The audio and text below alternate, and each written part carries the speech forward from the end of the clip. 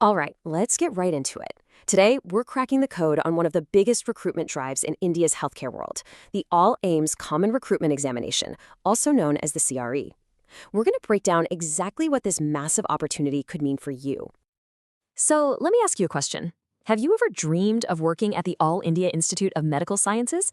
I mean, for a lot of people, that's the ultimate goal. And this exam, the CRE, is one of the main ways to make that dream a reality for a whole range of non-faculty jobs.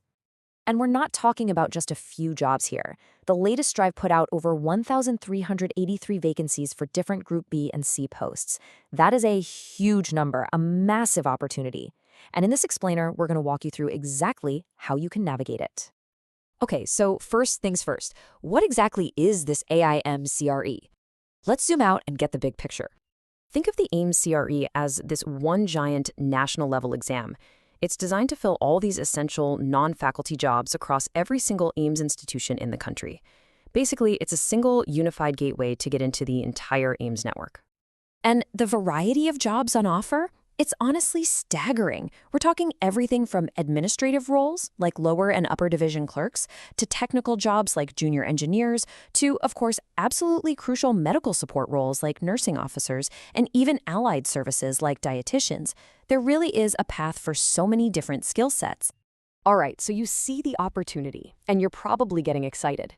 But now we hit the first and maybe the most important hurdle. Are you eligible? Let's break down what it takes to get through this first gate. Now, this slide is great because it clears up something that confuses a lot of people. Let's take the nursing officer post, for example. You've basically got two main ways in. There's the degree path with a BSc in nursing, or you can go the diploma route with a GNM, but for that, you'll also need 1 or 2 years of hospital experience. The one thing both paths have in common, you have to be registered with the State Nursing Council. Age limits are always a big concern, right? But listen, there's actually a lot of flexibility here. As you can see, SC/ST candidates get a whole 5 extra years. OBC gets 3, and it goes all the way up to 15 years for persons with benchmark disabilities. Even current government employees can get a relaxation of up to 5 years. And just a couple of other quick but super important points on eligibility. First, you have to be an Indian citizen. And second, and this is a big one, there is no limit on the number of times you can take this exam. As long as you meet the age and qualification rules each time, you can always give it another shot. So, you're eligible. Fantastic. That's the first hurdle cleared. Now let's dive into the nitty-gritty and decode the exam itself. What does the test actually look like, and what in the world do you need to study? The main event is a computer-based test, or a CBT. It's all online. You get exactly 90 minutes to answer 100 multiple-choice questions. It's a pretty standard format, but trust me, that clock ticks down really, really fast. Now pay close attention to this, because this right here might be the single most important slide for your prep. A massive, whopping 80% of the questions are from your specific professional field. What does that mean for you? It's simple. Your core expertise is what will make or break your success. This tells you exactly where to focus the vast majority of your study time. So what's in that other 20%? Well, it's split into a few parts. First up, you've got general knowledge. This is your classic mix of current affairs, a little bit of history, geography, that kind of thing. Then you've got aptitude. This is where they test your logical reasoning and your basic math skills. And finally, there's a section on basic computer knowledge, covering things you'd expect, like MS Office. These sections are definitely important, but remember, they're the supporting act. So let's circle back to the main event, that giant 80% slice of the pie, your domain-specific subjects. This section is totally tailored to the job you want. If you're a nurse, it's going to be nursing science. If you're an engineer, it's all engineering questions.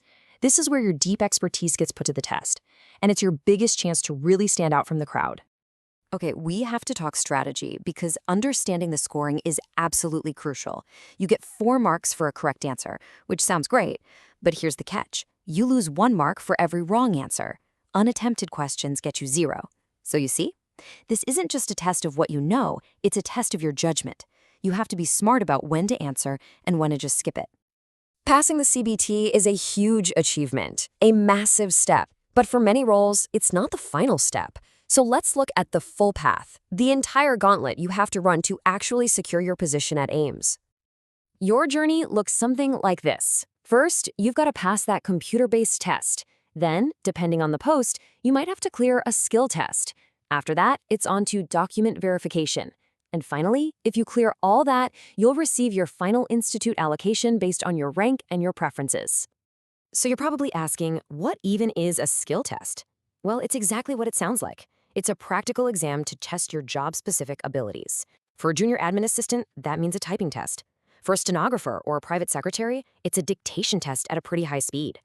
The most important thing to know is that these tests are just qualifying in nature. You don't have to be the fastest, you just have to pass.